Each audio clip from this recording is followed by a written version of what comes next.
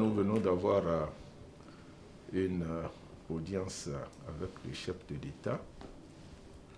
Le président de la République a souhaité nous rencontrer pour nous exprimer la reconnaissance de la nation, la reconnaissance de son gouvernement et de lui-même pour le travail qui a été fait tout au long des 7 ans qu'a duré notre mandat à la tête à la Sénat. Ces compliments, nous les avons reçus avec beaucoup de bonheur, mais nous avons dit aussi que ces compliments s'adressent à la nation béninoise et également à l'ensemble des institutions qui nous ont accompagnés tout au long de notre mandat. Si nous avons pu travailler dans les conditions que vous savez, c'est bien parce que nous avions le soutien de ces institutions et des personnes de bonne volonté qui ont bien voulu toujours nous accompagner.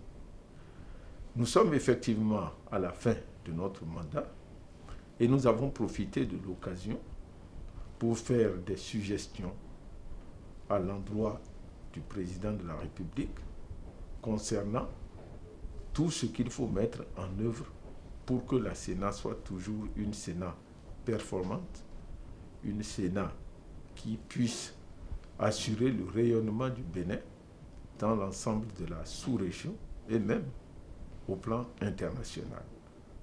Ces suggestions, le chef de l'État les a bien accueillies et nous avons bon espoir que la prochaine Sénat qui sera installée sera dans des conditions lui permettant de continuer à faire ce que nous avons eu à faire et même de l'améliorer. Il y a un certain nombre de choses à mettre en œuvre.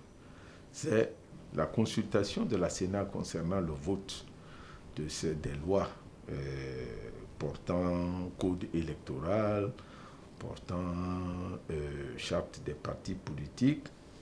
Donc si on doit procéder à la révision de ces lois, nous avons suggéré que la Sénat qui est chargée de la mise en œuvre de ces lois-là, eh bien que cette Sénat-là soit consultée.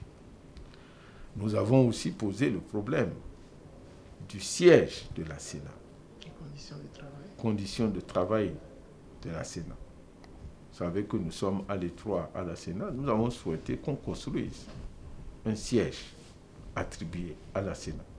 Nous avons aussi souhaité que pour que la Sénat remplisse bien son rôle, nous avons souhaité qu'au niveau des départements, qu'on puisse construire des magasins pour entreposer le matériel électoral qui est souvent en souffrance après les élections dans nos mairies et dans nos arrondissements.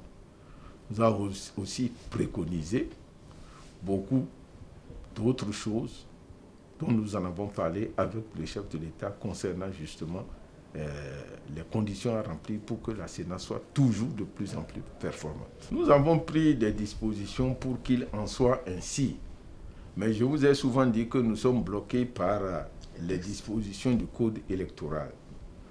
Ces dispositions disent que nous devons recevoir les feuilles de compilation, les résultats physiques de l'élection avant de donner les grandes tendances ou de proclamer les résultats.